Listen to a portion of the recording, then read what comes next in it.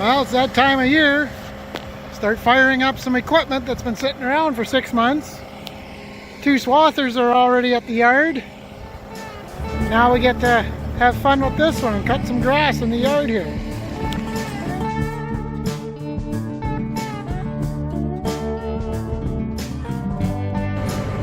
Well, hello everybody. Like I said before, we're gonna go cut some grass.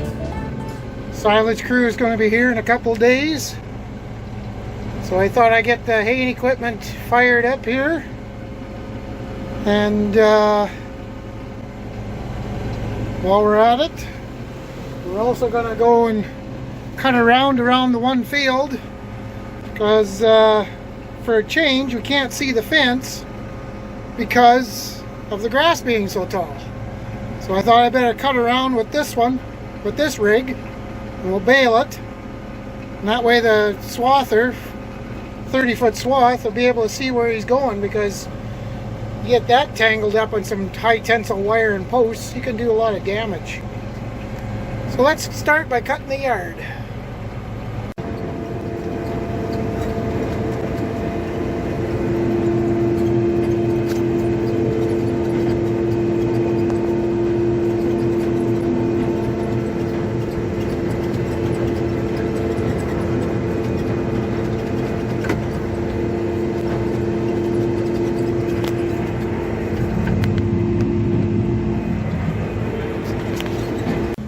This is the most hay that I've seen in this yard since we bought it anyways.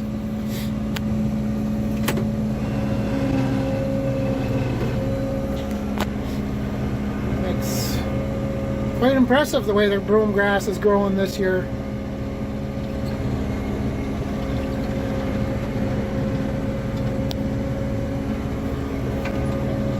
So I guess right now we're off to... Let's stop here for a minute. Now we're going to go off, well, the edge of the field there, that 200-acre field, what we call the hill. You can kind of see it through those trees. That we're going to go and cut along the ditch, along the road, along the fence the one way, and then we're probably tomorrow, if conditions warrant. Maybe not, I don't know. We'll cut one round on the inside of that field, so the guys don't hook the fence with the swather. Well, so far we just cut a little bit in the ditch here. There's the fence. There's the fence post. There's the wire. You see why I'm a little concerned about the swather hooking the fence?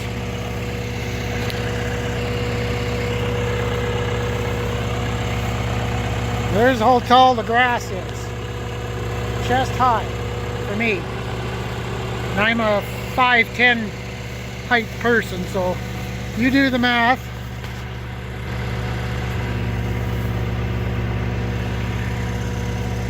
I've never seen a crop like this before. I'm sure I haven't.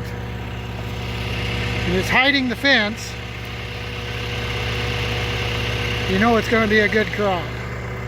Kind of nice to see for a change.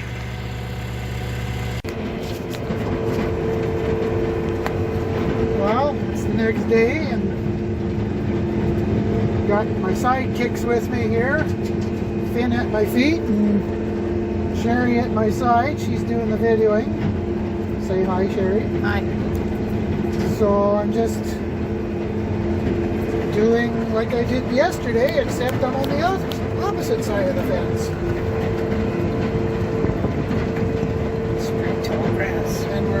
Yeah, it is pretty tall. I showed them last night there, it was chest high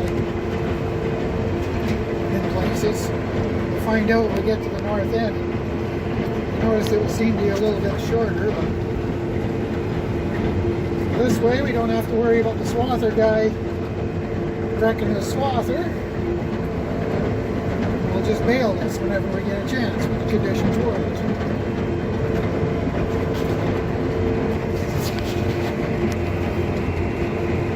Starting to head north here now, cutting along this slough.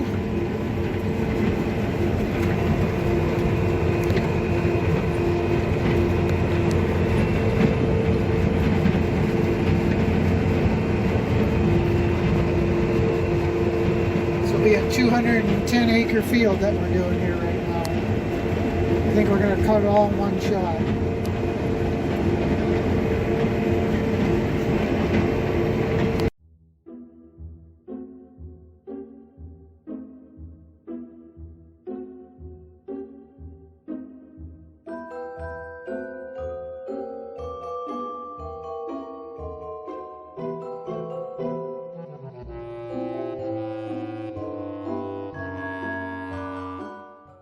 Well, it's the weekend. The Rook Farms that does our silaging are here.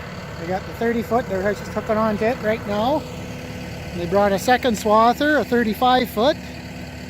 They're going to try and double swath what they can.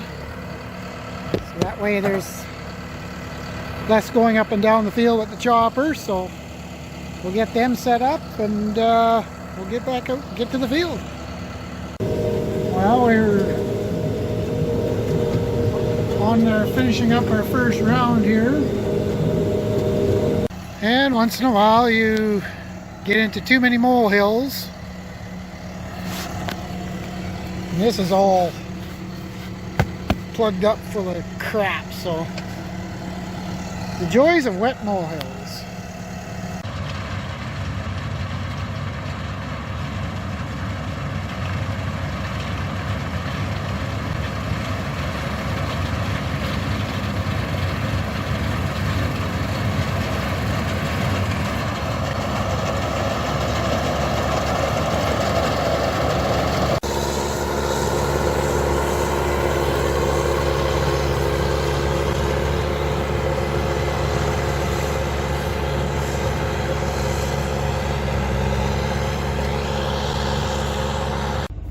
Well, now we're at the north end of this 210 acre field.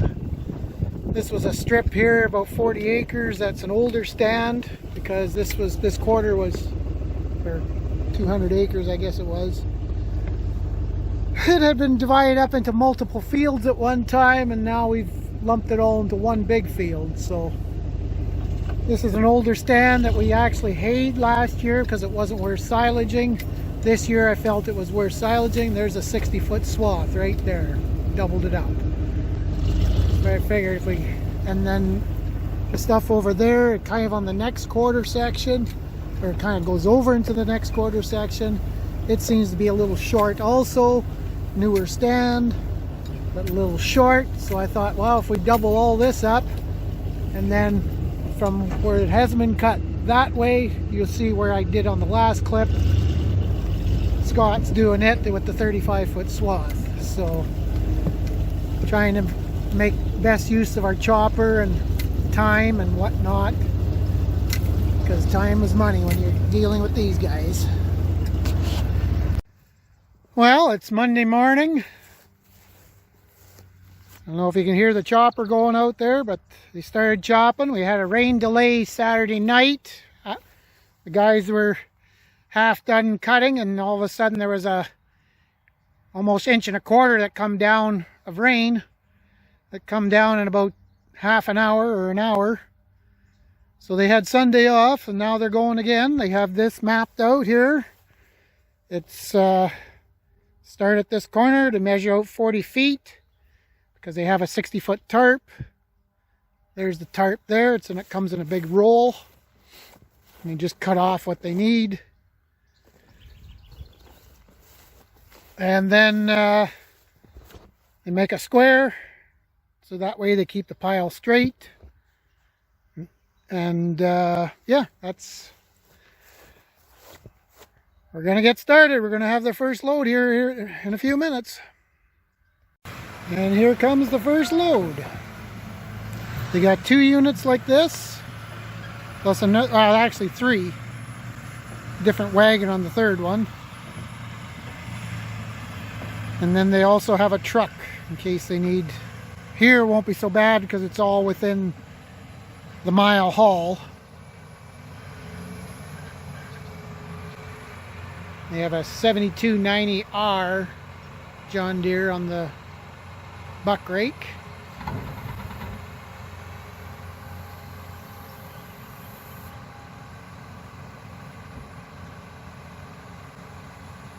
They actually, I didn't get to the chopper guy quick enough. They're actually doing that 16-foot round that I did that first round, so looks like it's dry hay here.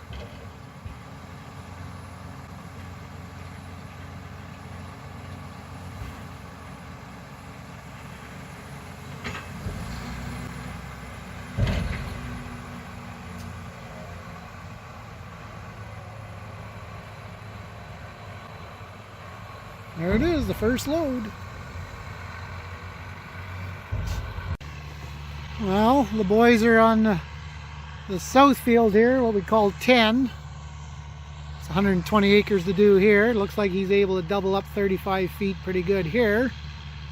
And John's on the other one, the other swath, at 30 feet. So looks like it's going to be a decent yield, or a decent swath anyways. Oh, I was wrong. These are the two 30-foots put together. They were able to, there was some double swathing going on, and then there was problems with one swather. So yeah, this is actually the area where there was two 30-foots put together, and they're moving along pretty good.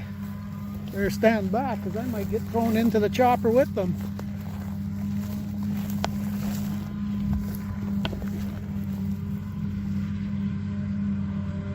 Brand new chopper this year, a Claws 970, I think it is. It's got some extra technology on it. Whoops, sorry. I better just stand back.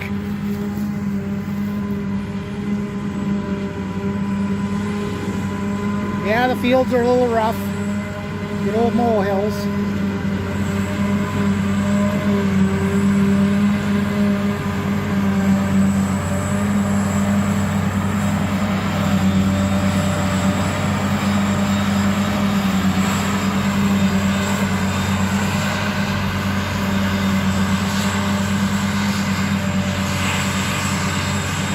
A lot of material out.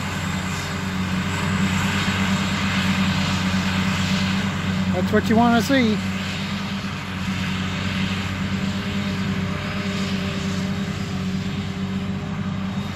Like I was saying, the technology on there.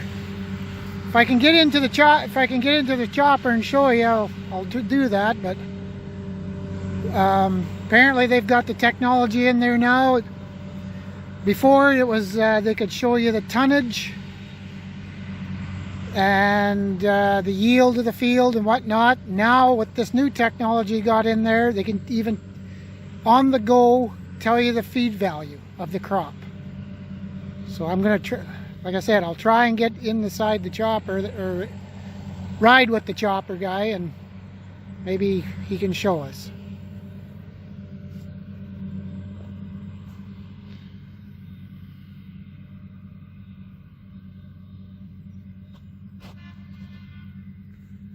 Letting them know he can go.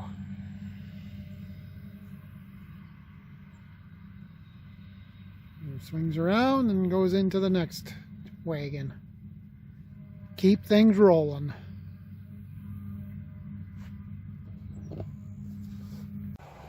Well, we're at the pile here now, obviously. I'm just working away there, packing the silage down. For those of you that don't know this, silage has to be packed to the point where all the air is out of the pile, because if there's any oxygen that gets inside the pile, it'll rot the feed. Because we are putting it up wet, it has to be packed.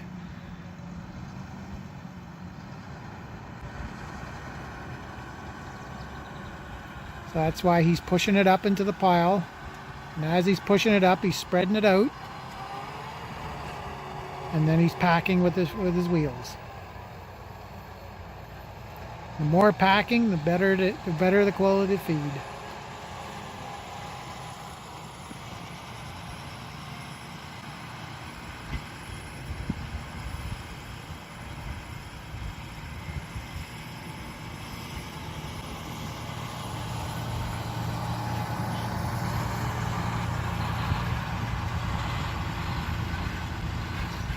Looks like most of these tractors are around the 250, 300 horsepower. I think these loads, they're either 20 ton, and I'm talking imperial tons, short ton I guess you call it. I think they're either 20 or 25 ton loads that are coming in. And actually those triple axles there on those wagons, they even turn. I don't know if you'll be able to see it, but they actually turn with the tractor. That way they don't gouge up a bunch of dirt, and actually aids in turning. Easier on axles and tires.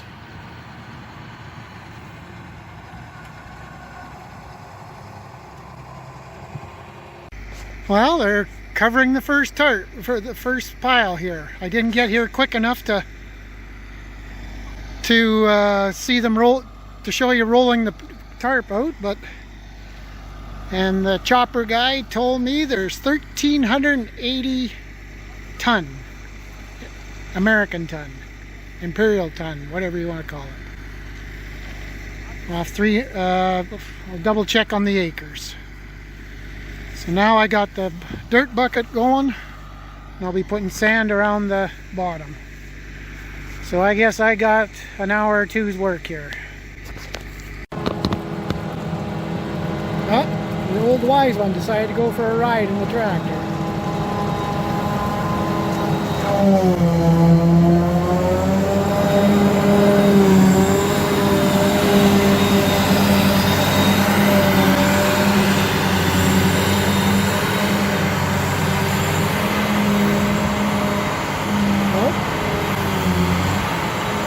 Lump there.